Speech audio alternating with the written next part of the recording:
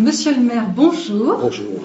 Nous ouvrons la première édition de Dialoguer en direct avec votre maire. Les internautes connectés à la page Le Mans une marque vont pouvoir vous poser leurs questions pendant 1 heure en les postant sur la vidéo et ainsi voir et entendre vos réponses. En attendant que les premières questions des internautes n'arrivent, pouvez-vous expliquer, monsieur le maire, ce qui a motivé la mise en place de cette nouvelle forme d'échange avec les Mancelles et les Manceaux? C'est en fait un engagement que j'avais pris d'ouvrir le dialogue en direct et de venir ajouter déjà aux autres formules qui est les visites de quartier, les rencontres, les réunions, la présence sur les marchés, ou la formule un maire qui marche dans sa ville, qui sont des formes habituelles de contact direct, d'avoir cet élément supplémentaire qui permet de répondre aux questions et de le faire de façon périodique. On a pris la périodicité d'un mois. Très bien. Voilà. Eh bien, nous allons prendre une première question, monsieur le maire, celle de Anne-Cécile Dalluin. Quel intérêt pour les petites communes d'entrer dans Le Mans Métropole? Je vais peut-être le demander aux petites communes elles-mêmes, puisqu'elles sont rentrées sans difficulté. En fait, je crois qu'une métropole aide plus les petites communes que les grandes, ne serait-ce que pour les convaincre de l'importance qu'il y a d'être dans un ensemble où elles sont portées avec des services. Souvent, un maire d'une petite commune est un peu isolé, puisque mon épouse est maire, je vois très directement ce que ça veut dire, et rentrer dans une maison où on a des services juridiques, des services financiers, on a un appui, c'est quand même pas négligeable. Voilà. Mais le mieux, c'est encore de les interroger, eux. Alors, une seconde question, monsieur le maire, toujours de Anne-Cécile Dalluin. Combien de communes vont encore entrer dans Le Mans Métropole? 5 communes. Il y a 4 communes étaient rentrées, on sera 19 au total. On aura une métropole qui sera autour de 210 000 habitants, donc on aura passé la barre des 200 000, et on aura 19 communes, avec du reste une structure qui est ce qu'on appelle le collège des maires. C'est la réunion de tous les maires qui est l'élément essentiel aujourd'hui de la métropole, puisque on essaye de trouver un accord entre nous. On a toujours, je préside la métropole depuis 1983 et on a toujours voté nos budgets à l'unanimité parce qu'on veille à ce que chaque commune soit correctement traitée et correctement prise en compte. Alors pour les internautes qui ne savent pas forcément peut-être ce qu'est une métropole, est-ce que vous pourriez expliquer en quoi consiste une métropole en fait? C'est l'exercice de compétences dit de réseau. La voirie par exemple. Il n'y a pas de frontière entre les communes. Quand vous êtes entre Coulaines et Le Mans, c'est quand même plutôt intelligent que la voirie soit communautaire, puisque pour l'automobiliste, Bon, il ne voit pas, il y a une continuité. L'eau, l'assainissement, l'éclairage public, les transports, tout ce qui est réseau. On voit tout ce qui est réseau, c'est tout ce qu'on utilise sur un bassin de vie et un bassin urbain. Donc, on comprend, ça c'est la compétence, le tram, les bus, c'est la compétence de la métropole. C'est le cas aussi de l'urbanisme, des plans d'éducation des sols, des PLU. Voilà, c'est l'économie également est une compétence de la métropole. Par contre, les communes gardent la compétence dans le domaine du sport, dans le domaine de la culture, dans le domaine de l'action sociale, pour faire clarifier un petit peu le rôle respectif. Et en plus, les maires restent quand même les interlocuteurs, même lorsque la compétence est communautaire. Moi, je veille à ce que les maires soient consultés lorsque c'est leur territoire qui est concerné, qu'on ne prenne aucune décision sur leur territoire qui n'est leur accord, et qu'ils restent les premiers interlocuteurs de leurs concitoyens, quelle que soit la compétence exercée, même quand c'est une compétence métropolitaine.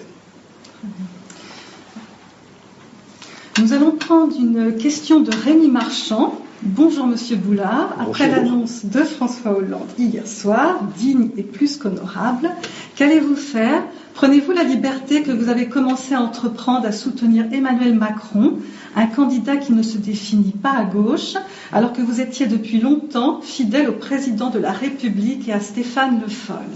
Bon, d'abord, c'était d'une certaine peine que j'ai appris la décision du président. C'est une décision courageuse qui préserve la fonction présidentielle dans les mois qui viennent. Je suis en même temps convaincu que nos concitoyens auront au fil du temps une appréciation moins injuste de ce qu'il a fait, plus convaincu, et que je suis même prêt à faire le pari qu'ils le regretteront.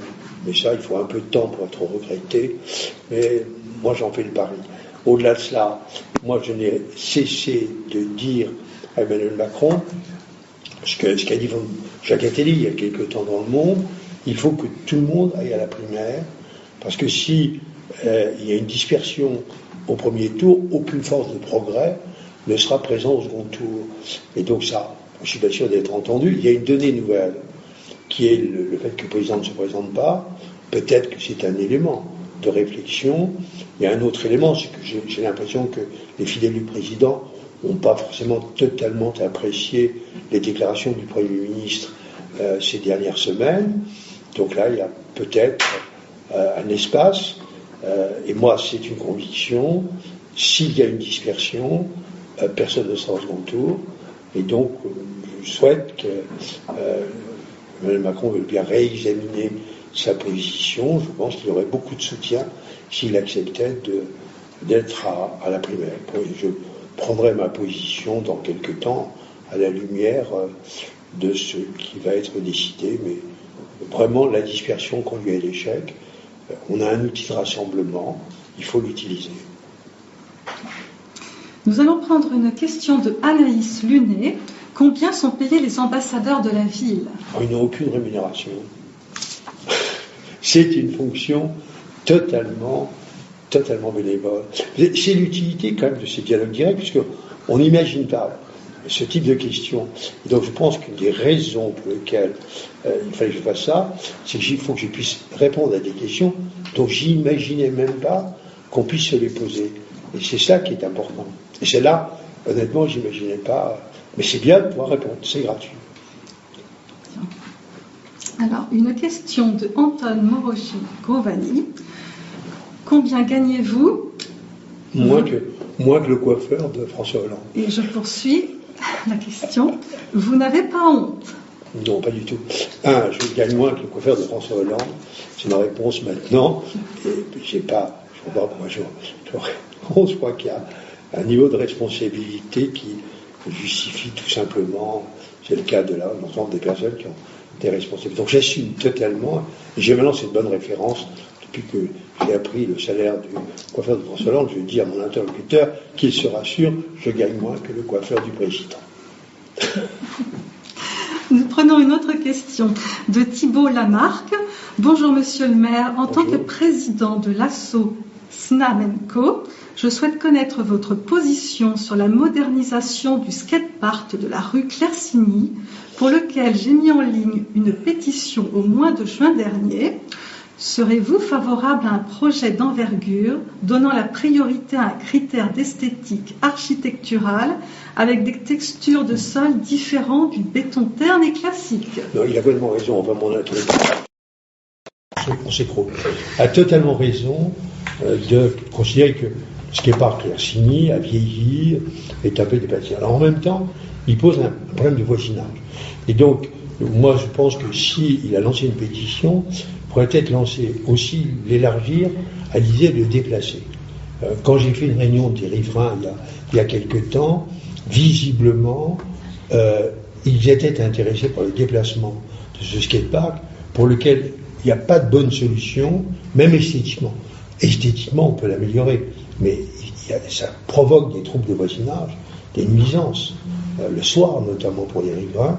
Et moi, je suis prêt à ce qu'on le déplace à un endroit de la ville où il n'aura pas de nuisance. Comme il y a le tram et les bus, après tout, on a aujourd'hui le skatepark indoor intérieur.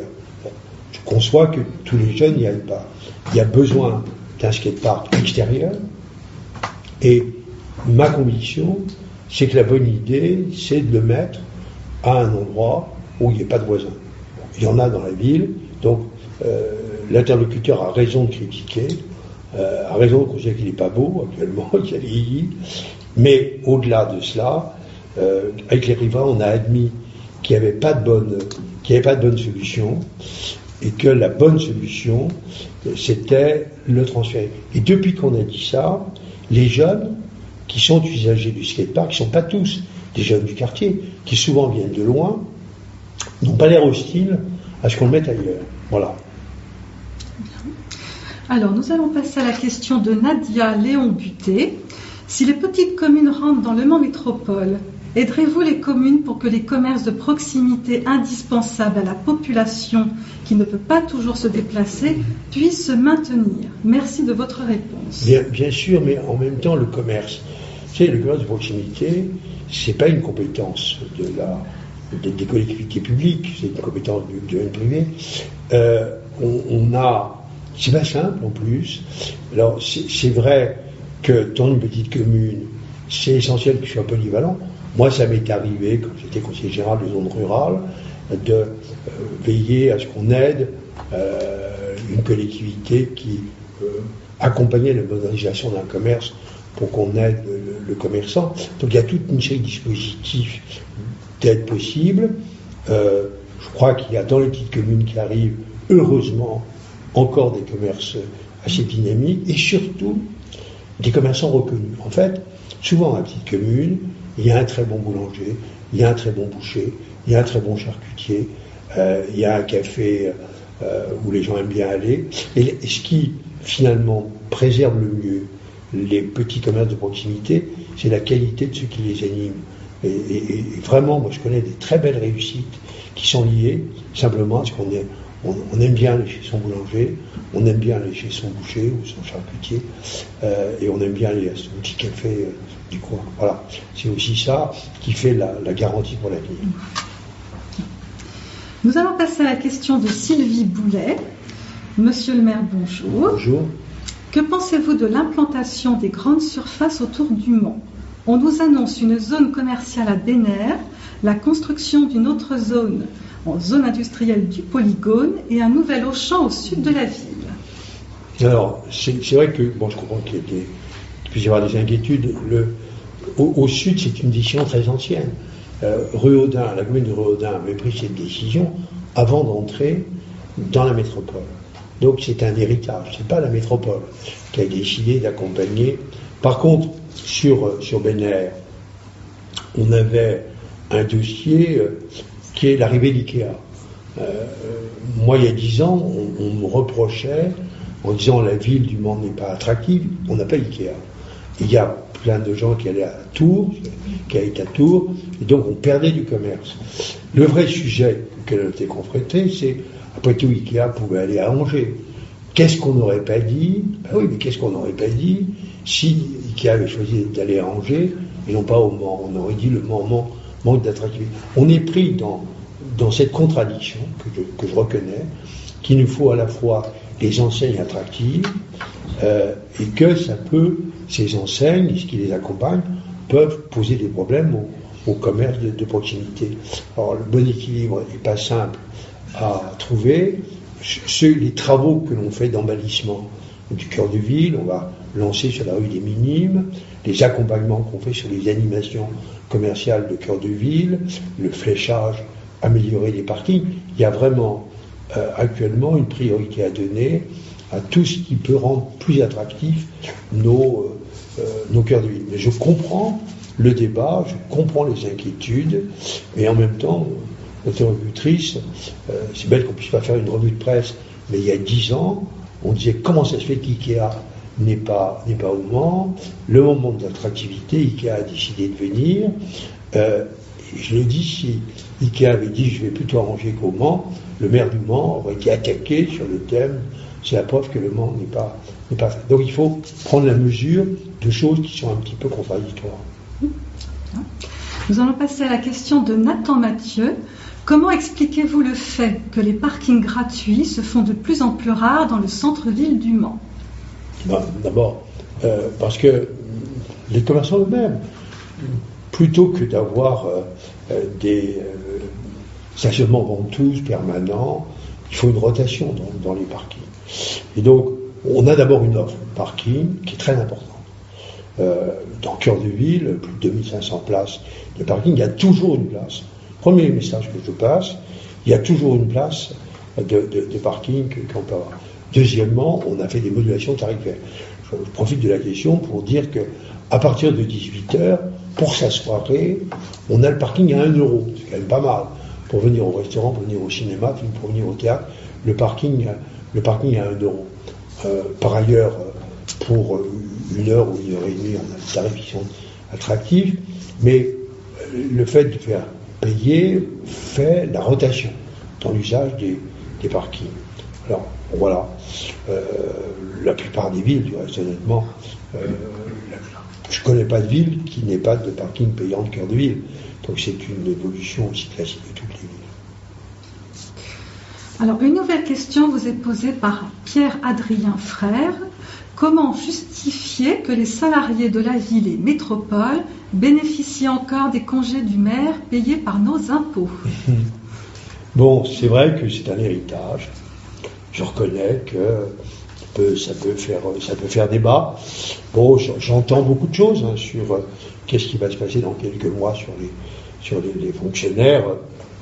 Bon, attendons aussi un peu quand il y a des débats plus compliqués encore que les congés du maire. C'est un héritage. Bon, moi j'ai, avec le personnel de la mairie, une sorte d'accord en disant je ne remets pas en cause les éléments qui font aujourd'hui votre régime de travail. En même temps, laissez-moi adapter les effectifs. Le personnel a accepté qu'on ne fasse pas forcément des remplacements systématiques. On a fait beaucoup d'économies sur le plan du personnel. On a une masse salariale qui augmente beaucoup moins vite. Et il y avait ce choix. Est-ce qu'on touchait à un certain nombre d'avantages qui peuvent faire l'objet de critiques? J'en conviens, mais à ce moment-là, on provoquait une tension dans le personnel, ou au contraire, ce qui est le choix que j'ai fait, je ne remettais pas en cause des accords très anciens dont j'ai souvent hérité, mais en même temps, je dis au personnel, accepter que je fasse évoluer les effectifs, que je les adapte et qu'on fasse des économies du côté des remplacements. C'est le choix qui a été fait, qui nous permet aujourd'hui d'avoir une assez bonne maîtrise de la masse salariale. Mais le débat n'est pas clos. Je vois bien. Donc imaginez, le débat d'aujourd'hui va bien au-delà de la journée de congé du maire, me semble-t-il. Donc moi j'ai la prudence d'attendre, de voir comment vont se terminer les débats d'aujourd'hui sur les durées de travail, sur les 35 heures. Il y a plein d'éléments dans le débat. Et donc, c'est à la lumière des résultats de tous ces débats qu'on verra quelles sont les évolutions demain.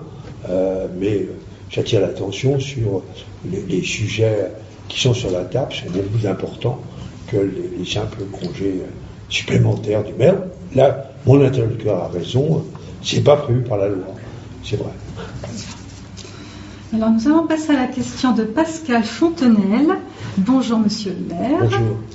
Dans ma rue, il y a beaucoup de déjections canines. Existe-t-il une amende pour les personnes qui ne ramassent pas les crottes? La police municipale dresse-t-elle des amendes à ces personnes? Merci de votre réponse et bravo pour cette bonne idée de dialogue. En tout cas, avec vous, je vais faire une réponse. C'est une question qui est très fréquente. Donc cette question, elle est très souvent posée. On peut mettre des contraventions. La police municipale peut les mettre. On en a déjà mis. Il y a aujourd'hui des sacs qu'on peut tirer avec des distributeurs de sacs qui permettent aux propriétaires de chiens de ramasser. Il y a aussi des canisettes. Et ça, les chiens sont souvent s'y habituent. C'est les chiens qui conduisent leur maître vers la canisette. Quand on habitue son chien à être propre, il arrive que le chien soit plus propre que le maître. C'est une réalité. Bon, on a un vrai sujet. Il faut conjuguer à la fois les canisettes permettent d'aller dans des lieux, après on ramasse, les sacs qu'on peut tirer, il y a des distributeurs de sacs. On peut aussi amener son chien au caniveau quand même. Franchement, souvent, le geste le plus simple, c'est je tire mon chien, je l'amène dans le caniveau, c'est quand même mieux que sur le trottoir. Et après, il y a l'eau qui va balayer tout ça. Donc il faut qu'on conjugue toutes ces questions-là, mais c'est une vraie question. C'est bête quand même que nos concitoyens, sur des sujets élémentaires, il y a aussi les mégots qu'on lâche, il y a aussi les chewing-gums que l'on crache. Imaginez un maire, si tout le monde respectait les règles élémentaires de civilité, on pourrait progresser sans que ça coûte quoi que ce soit à la collectivité. Donc l'interlocuteur a raison de souligner l'importance de cette question. Alors, nous allons passer à la question de Laurence Boucher. Bonjour, monsieur le maire. La ville du Mans accompagne financièrement le MSB, le Mans Classique, le Cross Ouest France, la Marche pour la Vie, la 25e heure du livre, etc. Pour autant, aucun soutien auprès des demoiselles du Bugatti, notre 5 km féminin, où nous accompagnons l'association Le Cancer du Sein, parlons-en, et qui regroupe plus de 12 000 mancelles chaque année. Le premier rassemblement des Pays de la Loire, pour quelle raison? Alors, les demoiselles du Bugatti, ça a été très longtemps géré par une association, par une entreprise privée. Du reste, il y a eu des problèmes. Je n'ai pas réactualisé le dossier. Donc, la raison pour laquelle on n'aidait pas, c'est que c'était porté, il y a encore quelques années, par une entreprise privée qui gagnait, du reste, m'a-t-il semblé, de l'argent sur cette manifestation. Ça explique la raison. Voilà. Alors qu'aujourd'hui, où le portage est différent, où les fonds vont effectivement à la lutte contre le cancer, qu'on regarde pourquoi pas, ou même si que nous faisons un certain nombre de choses avec ces associations. Mais c'est vraiment lié à la gestion passée de cette manifestation. Nous passons à la question de Jérémy Pelletier. Pourquoi ne pas faire des universités populaires avec des intellectuels et des experts dans la métropole? Universités organisées de façon régulière. Alors moi, j'aimerais bien que l'interlocuteur précise ce qu'il appelle l'université populaire. C'est un mot qui est tellement large. Il y a l'université du troisième âge, je ne sais plus comment elle s'appelle, honnêtement, d'abord, on n'a pas une compétence dans ce domaine, mais si l'interlocuteur, celui qui questionne, était le moment plus précis sur ce qu'il entend par université populaire, sur ce qu'il souhaite voir comme type de rencontre, pourquoi pas, mais moi j'ai besoin d'avoir une question plus précise pour pouvoir faire une réponse qui soit plus précise. Je tiens la question comme utile. S'il pouvait me la reposer en étant plus précis dans la formulation de la question, il y aurait peut-être une réponse qui serait elle-même plus précise.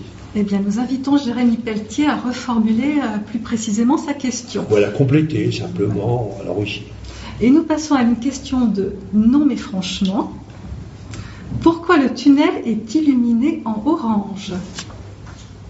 Il n'est pas tout orange, il est en rose par rapport aux opérations de solidarité avec les démarches sur le cancer pour les femmes. Il a été en tricolore lorsqu'il y a eu les attentats, il a été en jaune lorsqu'il y a eu un attentat en Belgique. On essaye, c'est vrai que d'abord c'est mieux de le mettre en couleur que de le laisser avant où c'était noir. Bon.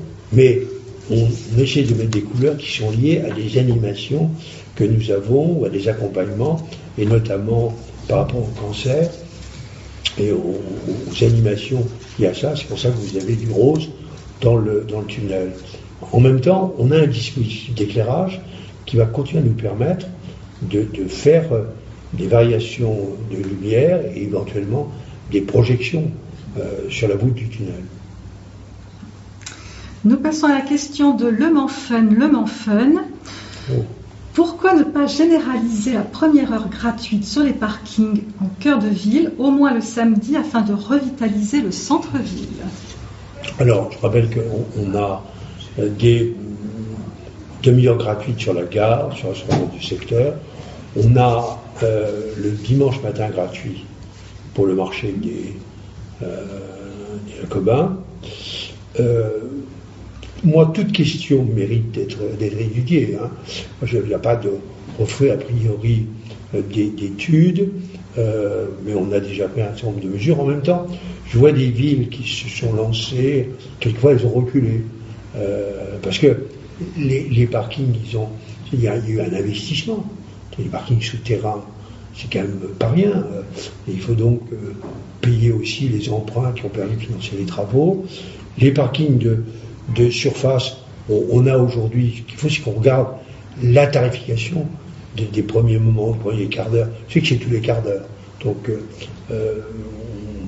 on a stabilisé les tarifs, la gratuité, faire attention, mais moi je prends un engagement, c'est que toute question, on ira plus loin dans l'étude, et si elle est qu'il faut répéter, ou la personne dit poursuit le dialogue, je pense qu'il faut qu'on instaure aussi cette idée. C'est qu'il y a une première question, je fais une première réponse, mais comme on a cette rencontre une fois par mois, que les interlocuteurs se disent je vais reformuler, et moi de mon côté j'aurais un peu étudié la question pour qu'on poursuive le dialogue. Il y a des réponses sur lesquelles c'est pas définitif. Bon, ça fait partie des réponses qui ne le sont pas. Les modulations tarifaires pour rendre attractif le cœur de ville est un sujet où il faut poursuivre la réflexion. Alors, nous allons passer à la question de Pauline Delpech. Est-ce que le MM Arena va accueillir des grands concerts en 2017 ? Il faut demander à Le Mans Stadium. C'est Le Mans Stadium qui programme ces animations, c'est le concessionnaire. Donc, la ville ne peut pas se substituer au concessionnaire. Vous savez, on a eu une grande déception. Ça a été le concert de Johnny Hallyday. La pluie c'était plein. Hein. Bon, j'espère un jour que MM Arena corrigera ce qui a été une immense déception, c'est-à-dire l'annulation du concert de Johnny Hallyday. On n'a pas eu de chance. Sur ce dossier, on a plein de moments où on n'a pas eu de chance. J'espère qu'on aura plus de chance demain, aussi bien au niveau des concerts qu'au niveau sportif et au niveau du foot. Bon, on a peut-être vécu les moments les plus difficiles, on a peut-être une chance de vivre des moments qui seront plus faciles. Alors, une autre question de Emma Perrault. Pensez-vous qu'il serait possible de mettre en place un relais pour pouvoir diffuser au plus grand nombre les activités culturelles, sportives, associatives, universités du Maine, qui souffrent déjà d'un éloignement par rapport au centre et qui peinent parfois à faire vivre un campus de près de 11 000 étudiants. Mais là aussi, vraiment, il faut que la personne qui me questionne me précise ce que c'est qu'un relais. Parce que si c'est les ondes, le maire n'a absolument pas la possibilité, il n'a pas sa responsabilité, mais si on pouvait me dire plus fortement ce qui est entendu comme relais, après tout, je pourrais peut-être donner une réponse plus précise que celle que je suis incapable de donner. Alors, nous passons à la question de Rémi Marchand. Alors, là, cela est vrai que certains partent dans la primaire est plus que périlleux. On le voit localement comme nationalement avec la montée de l'extrême droite et de la droite la plus nauséabonde. Cette position n'est pas mauvaise, je pense, et donc dans ce cas, qui soutenir à la primaire sans voir Emmanuel Macron candidat?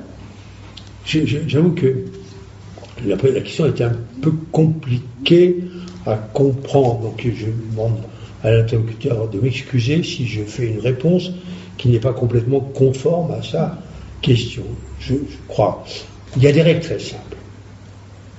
Lorsque un électorat qu'on pourrait appeler l'électorat progressiste, de progrès, il y a l'électorat de droite, l'électorat de droite a tranché. Et ils ont fait un choix clair, qui a créé une sorte de dynamique. C'est l'évidence même, en plus, c'est un élu de ce département qu'on connaît bien, donc il y a un choix qui a été clair. Et ils ne sont pas dispersés dans leur candidature. Du côté de ce qu'on appelle l'électorat progressiste, au sens large du terme, il y a une dispersion. Si la dispersion se maintient, il n'y aura personne au deuxième tour. Parce que c'est l'évidence, c'est les mathématiques. La gauche, le premier tour, elle fait 30%. Imaginez, s'il y a trois candidats, même si quelqu'un aussi entre 12, 13, 14%, il n'y aura personne. Et quand on voit les sondages, on est dans cette ordre de grandeur, s'il y a dispersion. C'est pour ça que moi je plaide pour que chacun aille aux primaires des progressistes, et en même temps s'explique dans les conditions correctes, comme je reconnais que la droite a bien tenu ses primaires. Ça s'est fait dans des conditions de dialogue et de correction. Bon, voilà. Alors, si j'ai mal répondu, je suis demandeur d'une question plus précise, et je donnerai à ce moment-là une réponse plus précise. Bien. Nous passons à une question de Jocelyn Dutheil. Avec toutes les nouvelles zones commerciales citées plus tôt, comment comptez-vous gérer les friches commerciales qui naissent ici et dans la métropole? Oui, en même temps, je donne rendez-vous à notre interlocuteur en zone nord. Il verra qu'il y a actuellement des rénovations, des reconstructions. Par exemple, il y avait le centre routier qui a été démoli. J'y suis allé il y a quelques semaines, il y a 15 jours, en zone nord. Il y a des opérations de construction avec des nouvelles activités qui arrivent. Il y a un autre projet qui consiste à avoir plutôt des activités artisanales, des activités dans le domaine de l'industrie que dans le domaine du commerce. Donc il y a des friches, c'est vrai, mais il y a aussi des opérations de reconstruction, de démolition, de reconstruction. Ça bouge. Je crois que la vraie question aujourd'hui, dans le commerce, c'est moins la périphérie. On continue à raisonner dans les vieux débats périphérie et centre, c'est la place d'Internet, la place des commandes par Internet, des livraisons à domicile, qui déstabilisent également le commerce. Donc c'est cette question-là qu'il faut réfléchir, parce que le débat classique périphérique cœur de ville, je ne dis pas qu'il est dépassé, mais il est venu arriver un deuxième débat, qui est la place d'Amazon, pour faire simple, dans le commerce. Amazon n'est pas en périphérie, c'est ailleurs, et c'est fait par Internet qu'on fait ses commandes, et ça, c'est très déstabilisateur du commerce. Pardon. Bien. Nous passons à la question de Adrien Ponty. Monsieur le maire, avec la réforme du cumul des mandats, quel sera votre choix entre la mairie et le Sénat? J'annoncerai, c'est une question qui m'est souvent posée, j'ai considéré qu'il fallait faire ces réponses le moment venu. Le moment sera venu en juin. Il y avait eu des projets consistant à dire que du côté du Sénat, moi j'ai un gré, je sais que le mot de cumul est un mot mal vu, faisons attention. Je vais plaider 2 secondes, même si l'opinion est hostile. Avoir demain des élus qui sont totalement coupés des responsabilités locales est très dangereux. Moi, surtout au Sénat. À l'Assemblée nationale, moi j'ai été député. À l'Assemblée nationale, on comprend, parce qu'il y a les associations, il y a le monde syndical, mais au Sénat, où on ne représente que des élus, c'est extrêmement dangereux de couper les sénateurs de leur mandat local. Parce qu'on a du crédit quand on parle au nom de l'expérience qui est la nôtre dans le cadre d'un mandat local. Donc, que le questionnaire soit rassuré, en juin, je prendrai ma décision. Pour l'instant, je n'ai pas donné de réponse. Bon, il y a des campagnes avant, il y a une campagne présidentielle, il y a une campagne législative. Il me semble que c'est après les résultats de toutes ces campagnes que je serai amené à... Pour ça que j'ai fixé fin juin comme date limite de ma décision. Alors, une question de Le Mans Fun. Bonjour Monsieur le maire, une réfection du revêtement de la rue Chanzy en très mauvais état est-elle envisagée? Oui. Pour répondre brièvement, parce qu'honnêtement, c'est vrai, à chaque fois que je remonte la rue Chanzy, je trouve qu'il y a beaucoup de plaques. Donc, il faut que de temps en temps, je dise oui, il y a des réflexions de surface. Alors, en même temps, il faut trouver la bonne époque. La rue Chanzy est très utilisée, il vaut mieux faire ça l'été. Parce que si je me mettais à refaire la rue Chanzy en ce moment, je bloque toute la ville. Mais vous avez raison, à chaque fois que je la prends, je me fais la même réflexion. Nous passons à une question de Mathieu Loiseau. Est-il prochainement envisagé de réouvrir des halles réservées aux producteurs locaux afin qu'ils commercialisent leurs produits quotidiennement au plus grand nombre? On se doit aujourd'hui plus que jamais de soutenir nos agriculteurs qui souffrent de la dictature des grandes surfaces. Alors vraiment, je partage complètement cette idée. Il y a aujourd'hui une restructuration des halles que nous avons et j'ai envie que je discute avec le propriétaire. J'ai engagé les discussions avec le propriétaire. J'ai envie qu'au moins 300 mètres carrés soient affectés à ce que j'appelle les halles paysannes. Alors, il faut trouver aussi, dans le monde agricole, des personnes qui acceptent, parce qu'on ne peut pas demander à un agriculteur d'être présent tous les jours. Il faut une organisation. Il faut que tous les produits directs soient présents tous les jours, de qualité, et des produits qui ont du goût. Je crois beaucoup, par rapport notamment à la défense du cœur de ville, à l'organisation de ce type de commerce. Donc, on a l'opportunité sur les halles. J'ai commencé ces discussions et si l'interlocuteur peut lui aussi poursuivre, il nous envoyait un certain nombre de personnes candidats pour nous aider à monter ce projet. Il y a une vraie volonté et vous imaginez ce que veut dire d'avoir les produits paysans chaque jour en cœur de ville, des produits qui ont du goût, pas simplement bio, mais surtout qui ont du goût. Ceux qui se souviennent un peu, peut-être c'est le cas de mon interlocuteur, honnêtement, la crème n'a plus tout à fait le goût que la crème dans le passé. Les tomates, elles sont belles, mais elles n'ont plus de goût. Le beurre, moi je l'ai connu à voir qui était moins blanc, était plus coloré, il avait plus de goût. Donc, si on ramène des produits simples qui ont du goût, je suis sûr du succès. Et à ce moment-là, ça sera un facteur d'attractivité pour le cœur de ville. Alors, nous passons à la question de Thibault Lamarque. Monsieur le maire, merci pour votre réponse sur le skatepark de Claircigny. Je comprends la problématique des nuisances sonores, mais la meilleure solution ne se trouve pas dans l'éloignement géographique du skatepark, mais dans la mise en place d'un dispositif de réduction des nuisances. En plantant des haies de cyprès, par exemple, quelque chose de végétal. Mais la proximité du centre urbain de l'équipement est essentielle, j'insiste.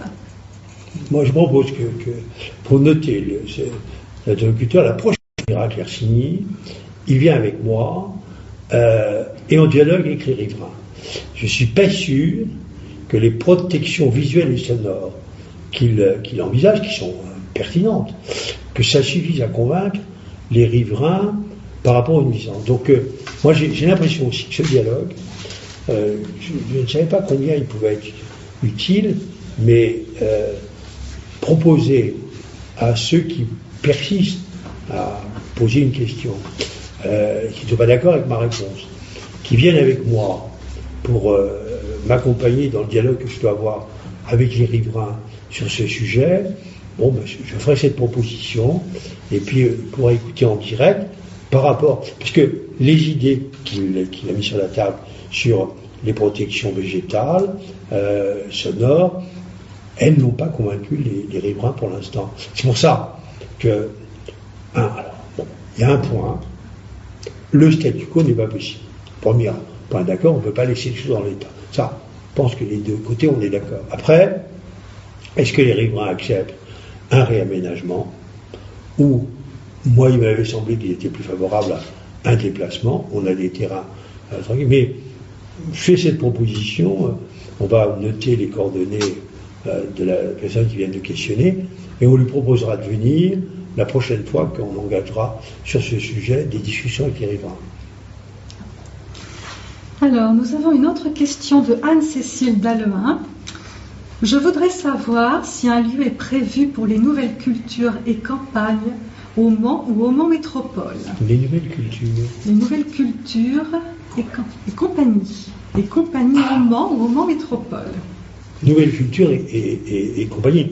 Alors, que les nouvelles compagnies, il y a deux choses qui sont un peu différentes. Les cultures,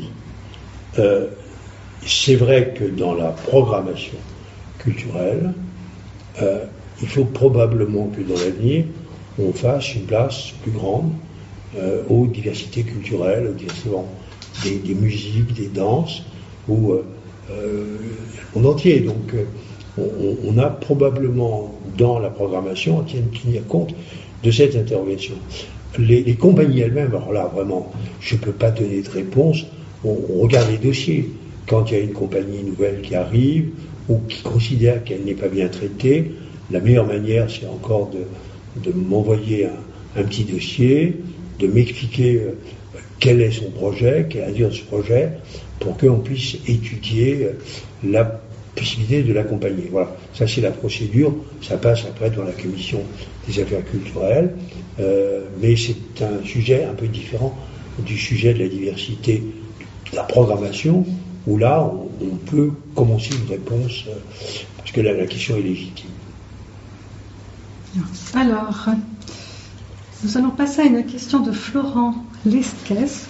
Bonjour Monsieur le maire, je trouve que les rues de la ville sont trop polluées par les déchets canins. Pensez-vous pouvoir faire quelque chose? Merci. Le fait que ce soit la deuxième fois qu'on pose la question depuis qu'on a ouvert le questionnement montre que c'est une vraie question. L'interlocuteur a raison, même si vous voulez. Alors c'était une vieille plaisanterie quand on marchait du pied gauche, on disait que ça portait bonheur. C'est très curieux, cette vieille plaisanterie a disparu et elle ne suivit pas comme réponse. Alors j'ai rappelé qu'on pouvait mettre des contraventions, que la police municipale pourrait en mettre, qu'on avait des canisettes pour les chiens qui voient plus propres que leur maître, dès lors qu'on a donné l'habitude aux chiens d'aller vers les canisettes, qu'on a également les distributeurs de sacs qui permettent aux propriétaires de chiens de ramasser les crottes de leurs chiens. Puis il y a la civilité, c'est-à-dire qu'on a cette vraie question. Le rêve d'un maire serait que demain, sur les sujets élémentaires, nos concitoyens se conduisent de façon civile. Je ne jette pas mon mégot, je ne crache pas mes chewing-gums, je ne jette pas mes papiers, et je ramasse les crottes de mon chien. Imaginez que quelqu'un fait ça, on a une amélioration de la ville sans que ça coûte un sou. Il va falloir, souvent moi j'entends parler de participation citoyenne. Alors, la meilleure des participations citoyennes, c'est quand même que le citoyen assume et respecte les règles élémentaires de la vie en société. Et je ne suis pas sûr aujourd'hui, et alors on se tourne vers le maire. Qu'est-ce que fait le maire? Qu'est-ce que fait l'État? Qu'est-ce que fait la municipalité? Qu'est-ce que fait l'Europe quelquefois? Alors que le vrai sujet serait de dire, mais qu'est-ce que font les gens, eux, pour que ça soit propre? Puis, souvent j'entends dire, quelquefois la ville, c'est les gens qui salissent la ville. Et donc il faut qu'on remette, on fait par exemple une semaine, fête de printemps, fête propre. Et là c'est très impressionnant. On voit les associations, on voit les élèves dans les écoles qui ramassent dans le quartier, qui nettoient le quartier. Je ne crois pas qu'il y ait de solution totale à ces questions si on n'obtient pas la participation de nos concitoyens à la propreté. Alors, une autre question de Anne-Cécile Dallemin. Est-ce que la mairie travaille avec la SNCF pour les trains Paris-Le Mans? Car ce serait bien d'en avoir plus, surtout pour le soir. Alors d'abord, je rappelle qu'on a signé avec la SNCF une convention de garantie de desserte en 2007 qui prévoit que lorsque le TGV, il y aura le délestage, les trains qui ne s'arrêtent pas que au Mans prendront la ligne de délestage, qu'on aura autant de dessertes lorsqu'il y aura la ligne nouvelle que de dessertes aujourd'hui. Après, il y a des améliorations à obtenir, il y a les heures creuses, il y a des améliorations qui sont envisagées, il y a le dernier train du soir. C'est vrai que c'est une question dont il faut discuter avec la SNCF. Je vais du reste, là, dans les mois qui viennent, à la fois reposer les problèmes, rappelant combien on est attaché à la Convention de garantie de desserte, qui est très importante. Il y a des villes, quand sont arrivées les lignes nouvelles, qui ont eu des dessertes disparaître. Le TGV qui va à Bordeaux, toutes les villes ont beaucoup protégé. Nous, on a été protégés par cette convention. Mais je sais bien qu'il y a, surtout le soir, le dernier train du soir, qu'on mène une bataille pour améliorer le dernier train du soir. C'est pas mal en semaine, on peut améliorer les choses. Bien. Alors, Anne-Cécile, qui ne vous pose pas une question, mais qui attend votre réaction. Monsieur le maire, j'espère que vous serez candidat en 2020 à la mairie du Mans. Écoutez, je suis sensible, parce au moins que cette personne considère que je suis en bon état de santé, ce qui n'est pas rien. Je suis quand même à un certain âge, je suis un peu prudent, je ne sais pas, pour l'instant j'ai plutôt annoncé que ce serait mon dernier mandat. Nous verrons si j'aurai une plaisanterie. J'ai une maman qui est morte à 106 ans, donc je ne vais pas annoncer à mes concitoyens que je vais leur imposer une présence aussi longue, mais ça me fait plaisir qu'on puisse se poser cette question, même si après tout il y a des talents dans cette ville, il y a des talents dans cette municipalité, et qu'il faut savoir aussi, le moment venu, passer la main, mais je suis très sensible à ce message de sympathie. Nous passons à une question de Roselyne Vallier. Bonjour Monsieur le maire, Bonjour. Le Mans se trouve avec le TGV à 1 heure de la capitale. Serait-il possible d'offrir aux Manceaux plus de représentations théâtrales? En fait, au Mans, c'est pas très lié à la désert TGV. Moi, ce qu'on me dit quand même, c'est qu'aujourd'hui, on n'a pas assez de soirées pour aller voir tout ce qu'on montre, soit à l'Espal, soit au Palais des Congrès, soit au Théâtre des Quinconces, soit en Tarès, qui sont des lieux de diffusion importants. Moi-même, je n'ai pas assez de soirées disponibles pour aller voir toutes les billets de théâtre, tous les concerts, tous les spectacles. C'est quand même un peu ce qui se dit. Alors, on peut toujours... Le vrai sujet serait plutôt qu'on nous dise telle pièce elle marche très bien à Paris. Ce qui manque un peu, c'est la participation de nos concitoyens. Si il y a des personnes qui font la programmation, ce qui me manque, je ne reçois jamais une lettre, par exemple, me disant Monsieur le maire, j'ai appris que telle pièce marchait très bien à Paris, est-ce que vous organisez pour la faire venir? Moi, je trouve qu'à partir du moment, c'est plus ça, c'est plus prendre sa place dans les propositions qui peuvent être faites sur la programmation que sur le nombre, parce qu'il est quand même assez admis qu'il y a beaucoup de spectacles. Mais c'est vrai que moi j'aimerais bien d'entendre recevoir une lettre en me disant j'ai entendu dire que tel spectacle marchait bien, que telle pièce marchait bien, pourquoi elle ne vient pas au Mans? Je m'engage, si j'ai ce type de lettre, non pas à dire oui, je commence à dire oui à toutes les questions, on va déposer le bilan très vite, mais à vraiment encourager cette sorte d'attitude participative. Bien. Nous passons à la question de Mélanie Schmidt-Ullmann. Ah ben oui, Mélanie, je la connais Mélanie. Alors qu'est-ce qu'elle dit? Alors, différents candidats à la présidentielle ont annoncé vouloir réduire le nombre de fonctionnaires dans les collectivités. Quel est votre avis sur le sujet? Mais écoutez, en fait, il faut agir, il y a le service public. C'est quand même qui est important. Et moi, je fais une observation. On dit les fonctionnaires. Mais quand on commence à dire les enseignants, ah non, on veut les garder. Les policiers, ah non, on en veut plus. Les infirmières, ah non, il en faut plus. On voit très bien qu'il y a le mot de fonctionnaire, qui est un mot général, et puis, alors il y a une vieille tradition française d'un discours quelquefois négatif sur les fonctionnaires, mais quand on les interroge sur les catégories d'agents qui leur rendent des services, les éboueurs, ils disent non, ça, il n'y en a pas trop. Est-ce qu'il y a trop d'enseignants? Ils vont me dire il n'y a pas trop. Est-ce qu'il y a trop de policiers? Ils vont dire non, non. Est-ce qu'il y a trop de juges? Est-ce qu'il y a des délais pour les jugements? Et les mêmes personnes qui peuvent expliquer brutalement il y a trop de fonctionnaires, si on l'interroge sur est-ce qu'il y a trop d'agents assumant telle ou telle fonction, ils disent non. Donc c'est cette contradiction qu'il faut qu'on lève. Alors c'est vrai que les annonces à 600 000, 500 000, 350 000, c'est quand même, ça fait un problème. Et ce qui m'a frappé, c'est que ceux qui font ces annonces se gardent bien de dire c'est dans tel ou tel secteur que les réductions vont se faire, parce que je crois qu'ils savent l'attachement de nos concitoyens à beaucoup de fonctions. Le discours quelquefois critique, général sur les fonctionnaires, qui se double de cet attachement profond au service que rendent les agents.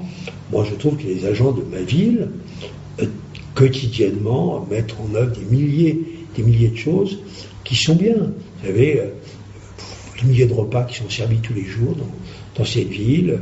Quand le matin je sors, tout est prêt, le tram, les bus, l'éclairage public fonctionne, les ordures ménagères sont ramassées, les choses sont nettoyées, même si toutes les crottes de chiens ne sont pas ramassées. Bon, dans notre vie quotidienne, il n'y a pas d'éléments qui ne dépendent pas des services qui sont rendus par nos concitoyens et qui font que notre ville est agréable à vivre. Voilà. Je salue quand même le droit. Alors ça ne m'empêche pas d'ajuster. Il y a des endroits où on peut réduire le nombre, parce que les technologies ont évolué. Quand les technologies ont évolué, moi, j'ai connu l'époque où les lettres, on tapait du papier carbone. En fait, donc corriger une lettre, c'était un drame, il est tout retapé. Entre la technique aujourd'hui, où sur l'ordinateur, on change un mot par un autre, et on lance, la lettre sort. Et la technique, moi, j'ai connu, où effectivement, il fallait retaper toute la lettre pour corriger un mot dans la lettre, bon, où il n'y avait pas de photocopieuse. Honnêtement, il y a les technologies qui permettent d'aller plus vite, de répondre, avec quelquefois moins de monde. Donc on adapte, là où il y a de la productivité, c'est possible, qu'on tienne des discours trop généraux, qui sont hostiles en plus, qui montrent du doigt. Je crois qu'il ne faut pas montrer du doigt non plus les Français les uns par rapport aux autres. Tous les Français ont besoin de l'ensemble des métiers.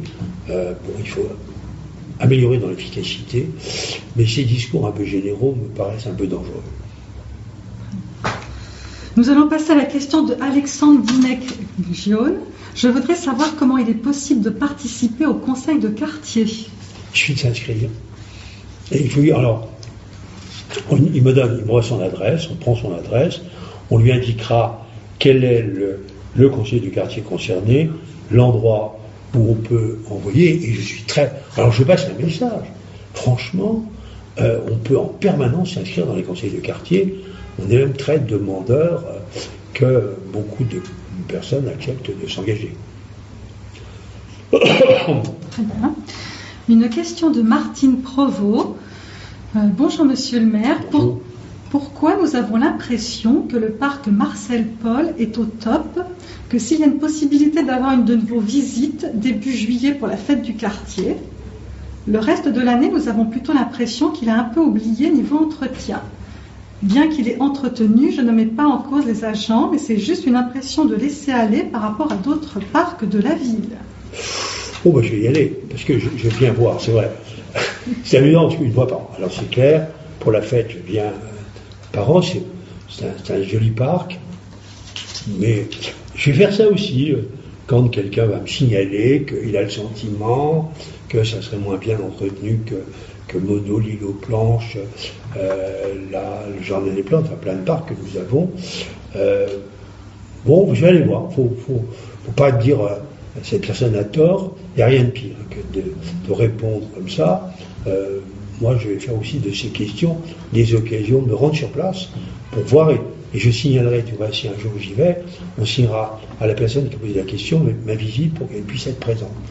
Voilà, c'est un bon message. Alors nous passons à une question de Alexandre Dimec-Gione. Autre question, nous sommes plusieurs collègues de travail à vouloir proposer à la CETRAM l'installation d'un nouvel arrêt de bus qui apporterait beaucoup de confort au quartier. à qui nous adresser et comment? Alors bon, vous m'envoyez le premier, finalement. Au bout du compte, quand il s'agit d'une demande, c'est au maire. Il ne faut pas hésiter. Je passe un message. Quand on met le nom du maire sur l'enveloppe, je lirai la lettre. Parce que ça vient jusqu'à moi. Si on met monsieur le maire, ça part dans les services. Alors je ne dis pas que les services ne s'en occupent pas, mais moi je ne connais pas l'existence du contenu. Si on met mon nom, Jean-Claude Poulard, maire du Mans, c'est ouvert par le cabinet, et tous les jours, je lis tout le courrier qui m'a adressé avec mon nom. Et donc, dans ces cas-là, la bonne méthode du compte, moi je ferai suivre après la demande, c'est de m'envoyer directement la demande avec le quartier, l'endroit où on veut un abribus, d'accord? Mais à mon nom, Jean-Claude Poulard. Alors, nous allons passer à la dernière question, celle de Cassia Carrigan. Est-ce que vous pensez que Le Mans FC va rejouer en Ligue 1 et ne pensez-vous pas qu'il faille mettre le paquet sur l'équipe féminine? Moi, je suis très frappé par l'intelligence des questions, puisque c'est la dernière, franchement, qui correspondent souvent à des préoccupations du maire. Ça me rassure aussi, parce que je me dis, tiens, après tout, mes concitoyens se posent les mêmes questions que moi, ont quelquefois les mêmes espérances, ont quelquefois les mêmes envies, et ça me rassure un peu. Parce que je me dis, tiens, je ne dois pas être trop décalé. Alors je réponds, on a les deux sujets. Faut du reste pour opposer les femmes et les hommes, je crois que c'est une mauvaise idée. Il faut plutôt travailler sur la parité. L'équipe masculine, c'est une priorité pour cette ville. On a fait un stade, on nous avait demandé, pour avoir une équipe professionnelle. Bon, le maire n'est pas sur la feuille de match, heureusement du reste pour les matchs. Mais il faut qu'on avance, on est en train d'essayer de progresser. L'équipe féminine a connu une montée en première division. Et c'est vrai que le foot féminin devient de plus en plus populaire.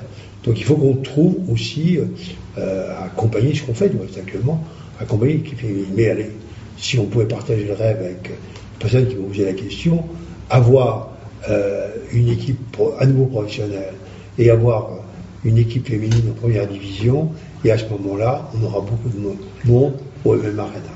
Merci. Merci Monsieur le maire. Nous devons conclure cette première édition de Dialoguer en direct. Mais merci, parce que c'est ce que je dis tout à l'heure. D'abord, il y a eu beaucoup de questions. Après tout, je ne m'attendais pas forcément à ce qu'il y ait tant de questions. Il y en a eu beaucoup. Deuxièmement, c'est assez rassurant que les questions recoupent nos préoccupations. Elles sont l'objet aussi de poursuite du dialogue ou de méthode. Quand on discute sur le skatepark de Claircigny, on va faire comme ça. Je ne vais pas me contenter de faire une réponse. Je vais ouvrir la discussion dans le dialogue. Je vais proposer qu'on aille ensemble voir quelque chose. Il y a une alerte. On va essayer de réagir. Pour les gens dire, tiens, ça sert à quelque chose d'interroger le maire, puisque sur le sujet où on l'a interrogé, on a obtenu une amélioration. Bon, voilà. Ça me paraît, finalement, je savais pas du tout ce que ça allait donner. Ça me paraît assez utile. Je voudrais remercier, bien sûr, celles et ceux qui nous ont interrogés et leur donner rendez-vous. À eux et à d'autres, je crois que c'est l'heure. Alors, nous leur donnons le rendez-vous donc le 13 janvier 2017 à 11h30, toujours en se connectant à la page Le Mans une marque. Et d'ici là, nous prendrons note des questions qui n'ont pas pu vous être posées aujourd'hui, faute de temps, et nous y répondrons par écrit sur Le Mans une marque. Merci, très bien. À bientôt.